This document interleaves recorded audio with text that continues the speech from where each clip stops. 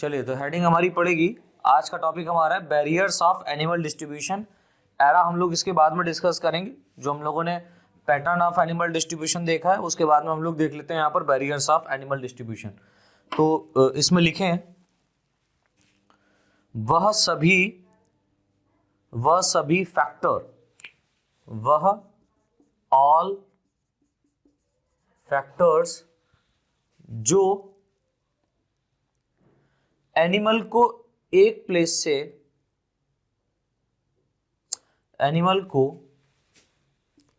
वह all factor जो animal को वन प्लेस से सेकेंड प्लेस पर, यानी एक स्थान से दूसरे स्थान पर माइग्रेट होने से रोकते हैं, माइग्रेट होने से रोकते हैं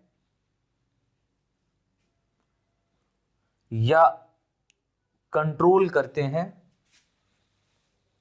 या माइग्रेट होने से रोकते हैं या कंट्रोल करते हैं, उन्हें जियोग्राफिकल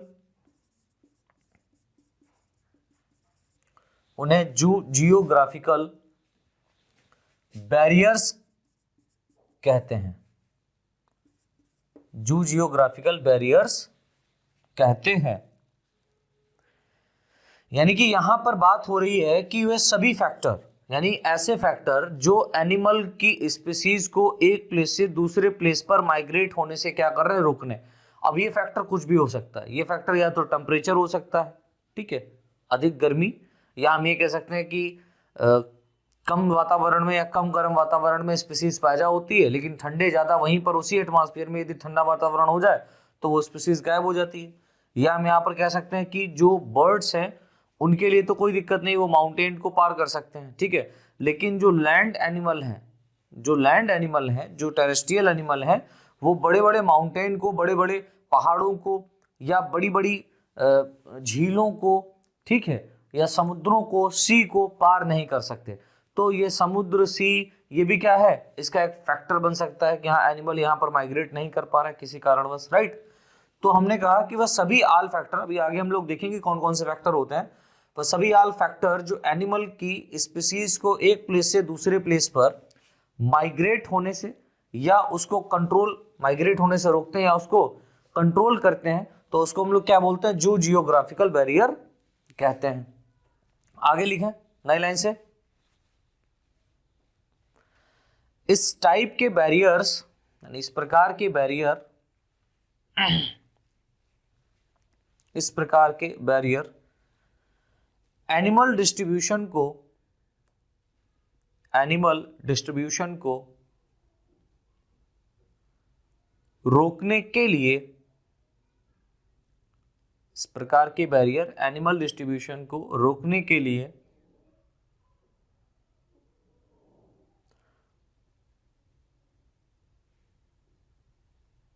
मुख्य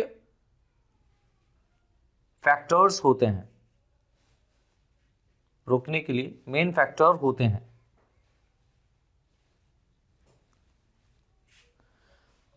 जो कि यह फैक्टर मेनली फिजियोलॉजिकल या फिजियोलॉजिक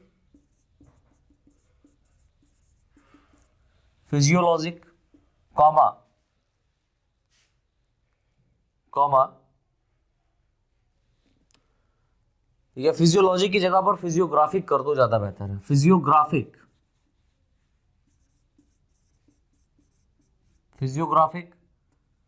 यानी कि यहां पर फिजियोग्राफिक में आपके लैंड्स आएंगे, ठीक है, यहां हम ये कह सकते हैं डिजर्ट आएगा, टेरेस्ट्रियल आएगा, सी आएगा, ये फिजियोग्राफिक रीजन हो जाएगा, ठीक है। तो फिजियोग्राफिक रीजन के कारण भी क्या हो सकता है, या ये भी एक फैक्टर है जो कि एनिमल डिस्ट्रीब्यूशन को रोकता है। सेकेंड, बायोटिक फूड व एनिमी, बायोटिक फूड व एनिमी।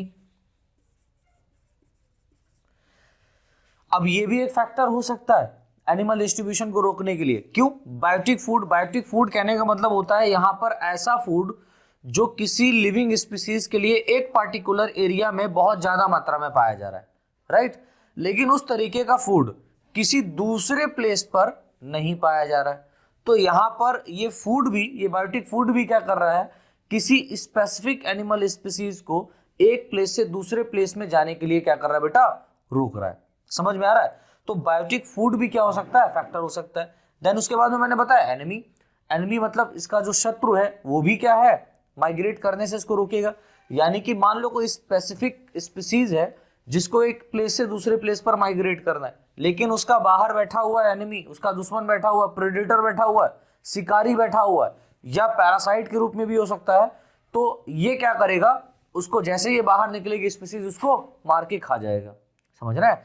तो वो स्पीसीज डर के मारे भी क्या है, माइग्रेट नहीं करती है, राइट। कॉमा क्या लिखा, biotic food, enemy, comma presents barrier, यानी कि वर्तमान समय में जो बैरियर होंगे वो, और climatic barrier, comma present barrier व क्लाइमेटिक बैरियर, प्रेजेंट बैरियर्स व क्लाइमेटिक, क्लाइमेटिक लाइक टेम्परेचर वगैरह ये सब जो होगा ये क्लाइमेटिक फैक्टर के फॉर्म में आता है। क्लाइमेटिक बैरियर्स, प्रेजेंट बैरियर्स व क्लाइमेटिक बैरियर्स आदि के रूप में, आदि के रूप में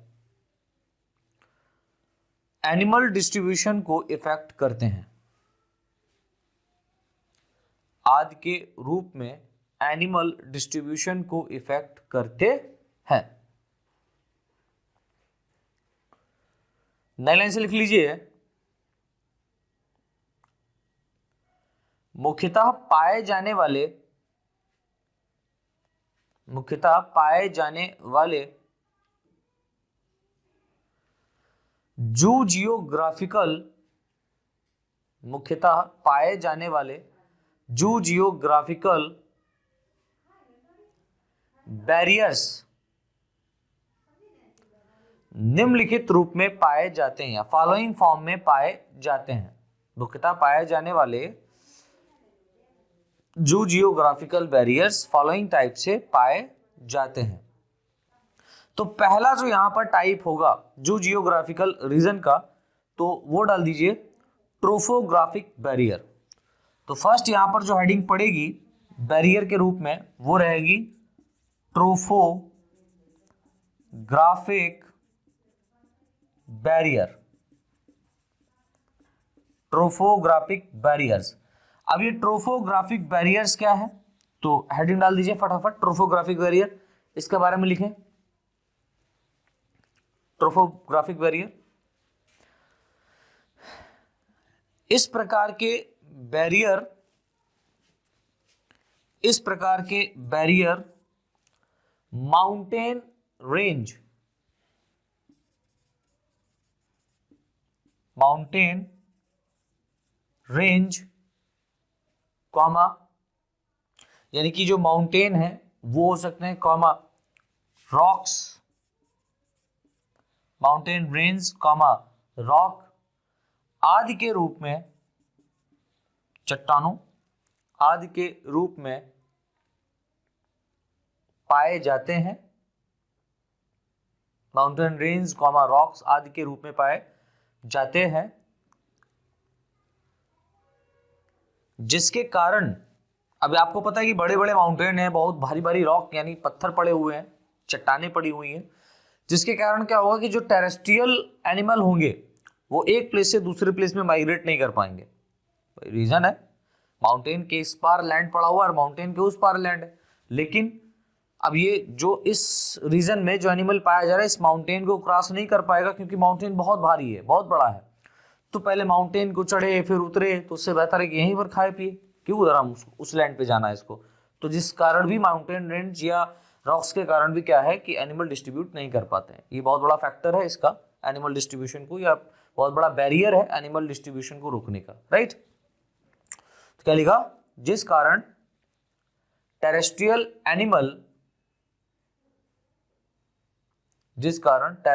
एनिमल न्यू लैंड्स पर यानी कि नई भूमि पर माइग्रेट नहीं कर पाते हैं या न्यू प्लेस पर माइग्रेट नहीं कर पाते हैं। लड़ाई से लिख लें, डेजर्ट भी यानी रेगिस्तान, डेजर्ट्स भी ट्रोफोग्राफिक बैरियर के रूप में होते हैं। डेजर्ट्स भी ट्रोफोग्राफिक बैरियर के रूप में होते हैं। अतः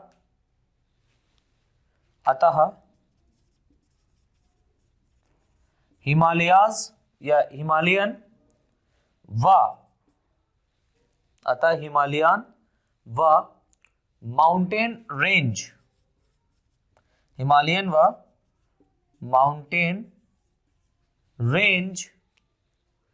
यानी हिमालयन और जो माउंटेन रेंज है इनके बीच की अगर हम लोग बात करें, अर्थात हिमालयन व mountain range and Africa Iceland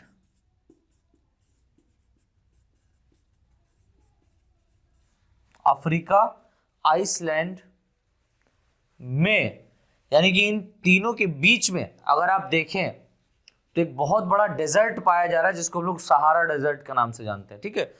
तो हिमालयन व mountain range and Africa Iceland में सहारा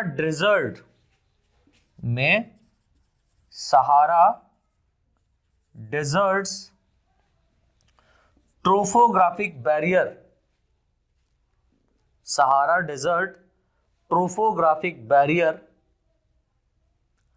के रूप में है।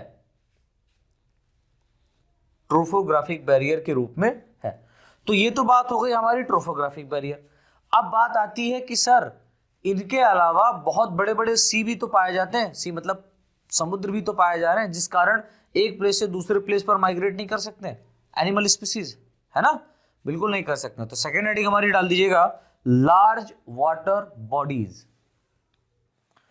सेकेंड हेडिंग डाल दीजिए लार्ज वाटर बॉडीज। इसमें लिखा है large size water bodies, for example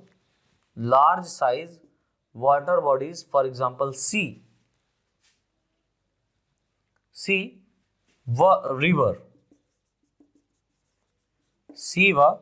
rivers आदि एक्वाटिक एनिमल के डिस्ट्रीब्यूशन, यानी कि जो पानी में पाई जा रही हैं एनिमल्स स्पीसीज, ठीक है, उनके डिस्ट्रीब्यूशन, एक्वाटिक एनिमल के डिस्ट्रीब्यूशन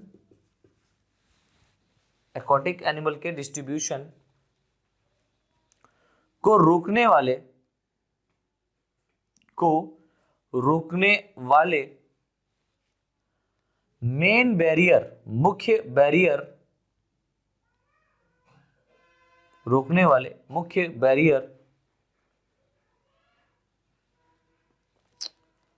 होते हैं। फॉर एग्जाम्पल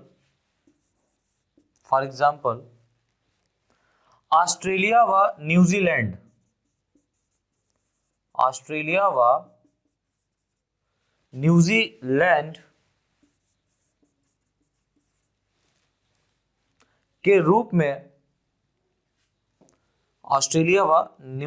के रूप में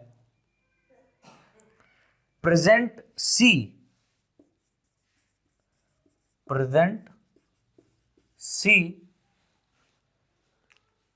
एक बैरियर के रूप में कार्य करता है। प्रेजेंट सी एक बैरियर के रूप में कार्य करता है, ठीक है। तो ये तो हमारा हो गया लार्ज बॉडीज, ठीक है, यानी लार्ज वाटर बॉडीज बैरियर किस तरीके से यहाँ पर जो बड़े बड़े समुद्र हैं, बड़ी बड़ी झीलें, नहरें हैं, वो क्या कर रहे हैं, एनिमल स्पीसीज, जो एक्वाटिक एनिमल स्पीसीज हैं, उनको एक सी से, या हम कह सकते हैं एक रिवर से दूसरे रिवर में, या एक सी से दूसरे सी में जाने के लिए रोक रहे हैं, ठीक है। देन थर्ड यहां पर एक और लिख लीजिए, food and enemy, food and enemies. ये भी क्या है, ये भी क्या है, एक बैरियर है, फूड एंड एनिमीज।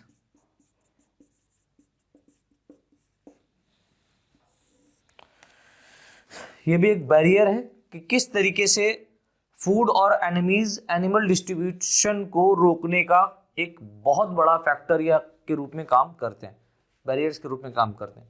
तो food and animal, sorry, food and enemy barrier, इसमें लिखें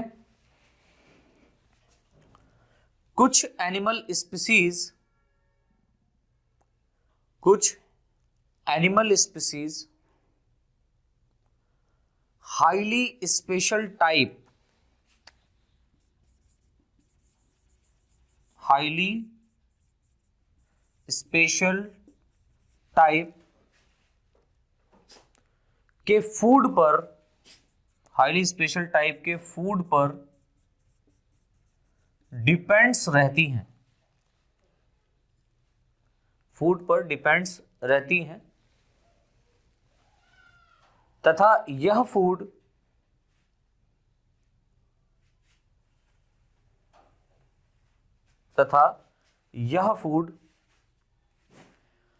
किसी दूसरे प्लेस पर, तथा यह स्पेसिफिक फूड किसी दूसरे प्लेस पर एब्सेंट होने के कारण, किसी दूसरे प्लेस पर एब्सेंट होने के कारण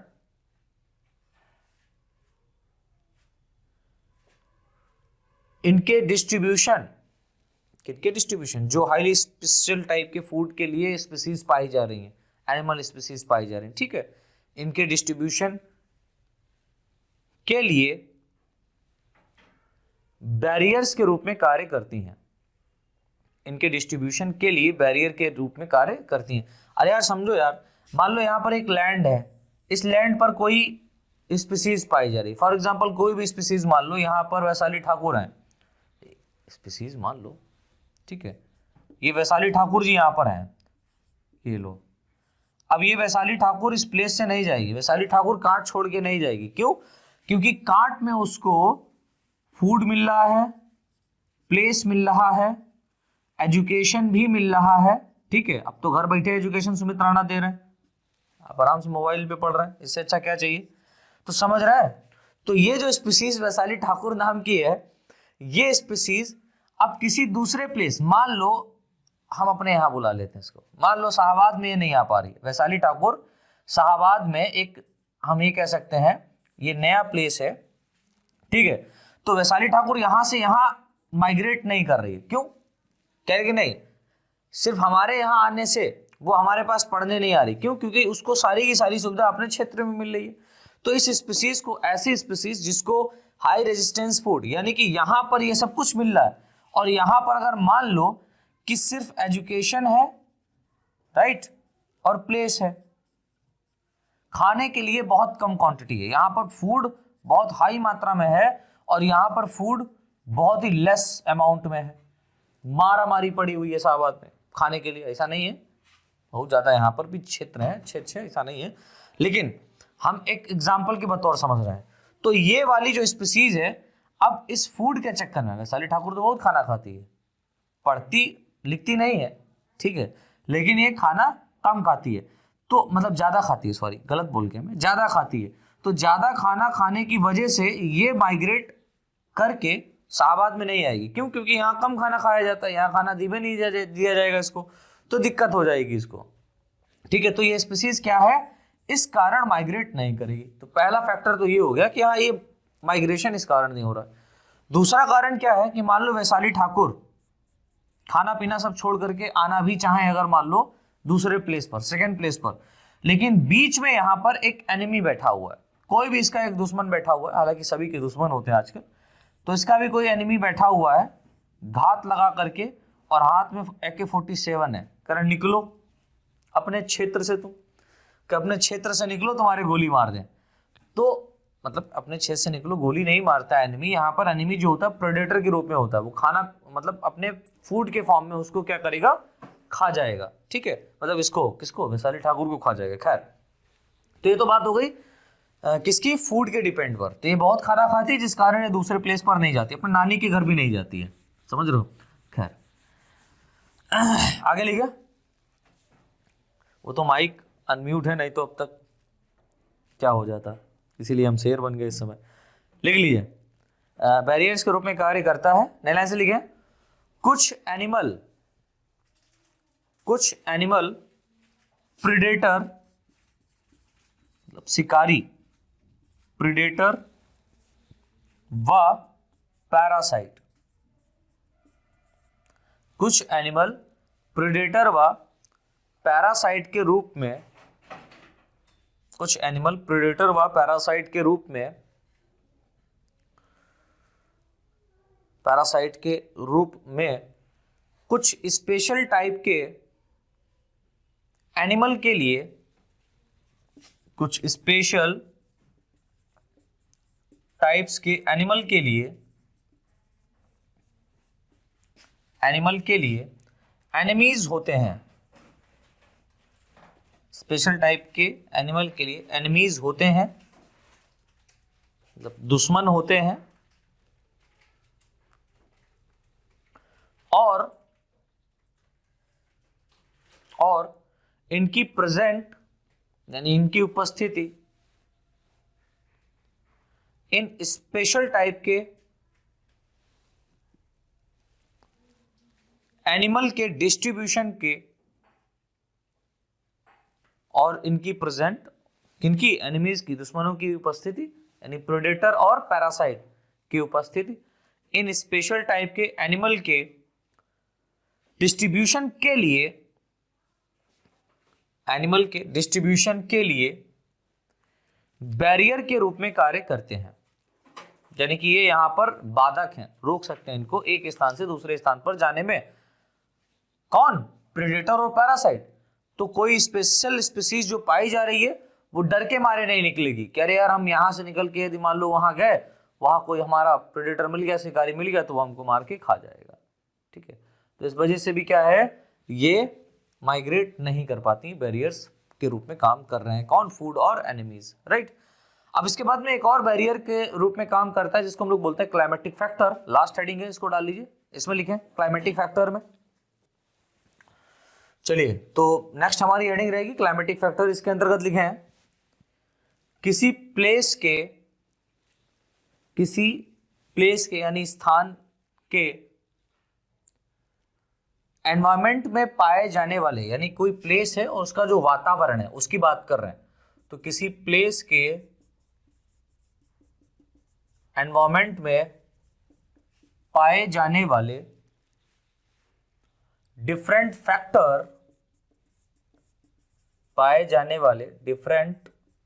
फैक्टर्स, फॉर एग्जाम्पल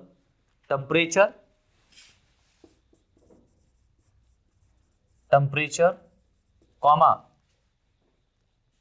रेनफॉल, बहुत ज्यादा बारिश होना, रेनफॉल, कॉमा लाइट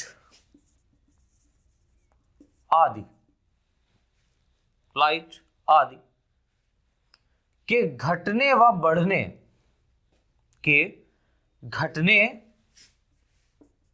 डिक्रीज व इंक्रीज, घटने व बढ़ने, ये नीचे की तरफ सिंबल डिक्रीज का होता है, ऊपर की तरफ इंक्रीज का होता है, के घटने व बढ़ने का कुछ एनिमल के फ्यू एनिमल्स के डिस्ट्रीब्यूशन पर इफेक्ट, प्रभाव डालता है। डिस्ट्रीब्यूशन पर इफेक्ट यानी प्रभाव डालता है। जैसे फॉर एग्जाम्पल, जैसे किसी झील या तालाब का, किसी झील या तालाब का, रिवर या पॉन्ड्स हम कह सकते हैं, तालाब का टेम्परेचर 24 डिग्री सेल्सियस, किसी झील या तालाब का टेम्परेचर 24 डिग्री सेल्सियस से कम होने पर, 24 डिग्री सेल्सियस से कम होने पर इसमें कुछ स्पेशल टाइप के एनिमल स्पीसीज, इसमें कुछ स्पेशल टाइप की एनिमल स्पीसीज डेवलप हो जाती हैं, यानी विकसित हो जाती हैं, लेकिन बट 24 डिग्री सेल्सियस टेम्परेचर के घटने पर यह हुआ, लेकिन 24 डिग्री सेल्सियस टेम्परेचर से या टेम्परेचर के बढ़ने पर, यहां पर घटने पर, यहां पर बढ़ने पर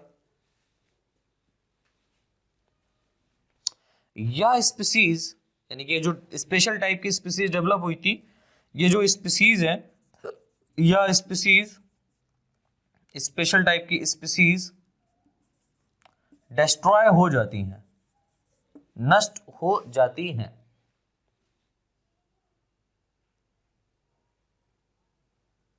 नष्ट हो जाती हैं, ठीक है। आगे लिखें, लाइन से लिख लें। एनिमल डिस्ट्रीब्यूशन को इफेक्ट करने वाले, ये भी लिख लीजिए, एनिमल डिस्ट्रीब्यूशन को इफेक्ट करने वाले कुछ फैक्टर, कुछ फैक्टर्स या बैरियर, कुछ फैक्टर्स या बैरियर्स, कुछ फैक्टर या बैरियर्स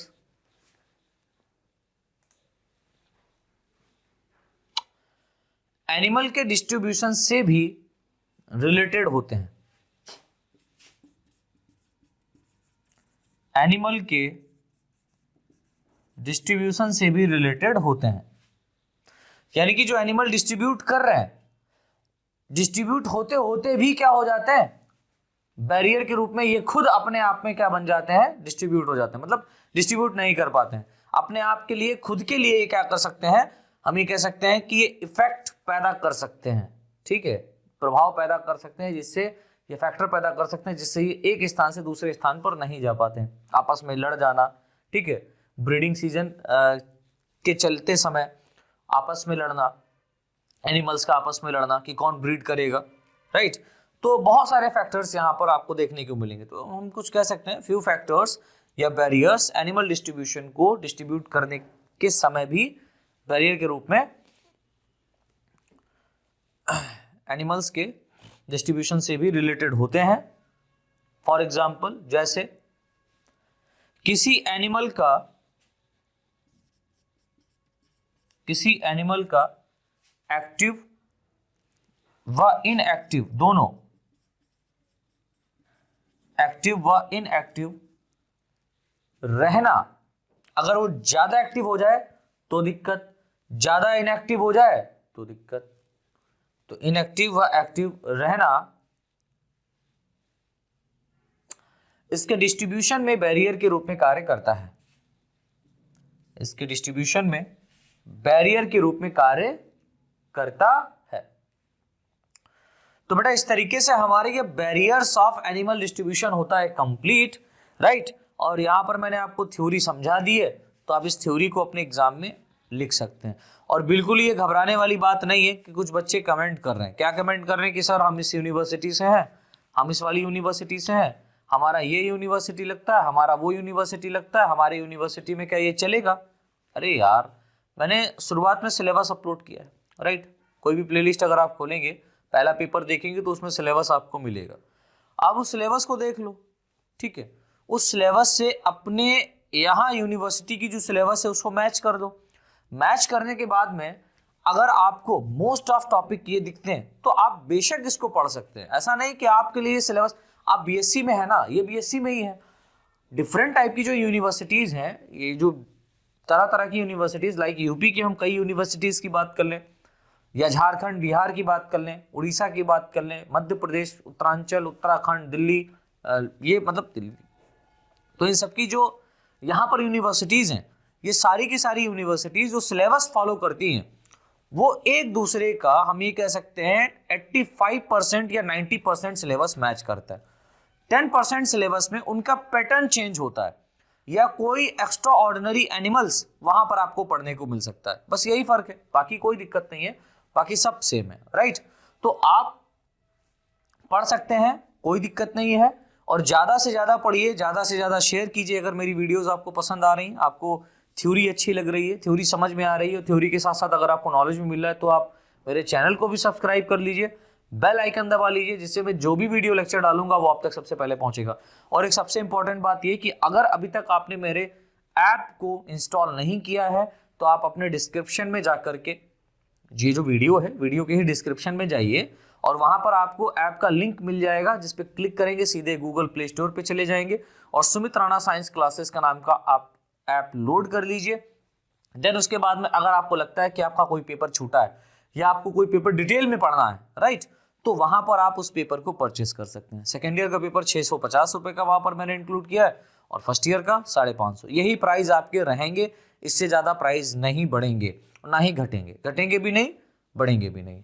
हाँ, ये हो सकता है कि मैं एक कॉम्बो पैक बना दूं, जैसे ही सिलेबस कंप्लीट हो जाएगा तो कॉम्बो पैक आपका बन जाएगा वहां पर। वो कॉम्बो पैक का जो प्राइस होगा वो इससे या तो ज्यादा हो सकता है या तो कम हो सकता है, बस इतना हो सकता है। खैर, ये तो हमारी बात हो गई ऐप के बारे में। तो ज्यादा से ज्यादा शेयर करिए और अपना सपोर्ट बनाइए। Thanks a lot.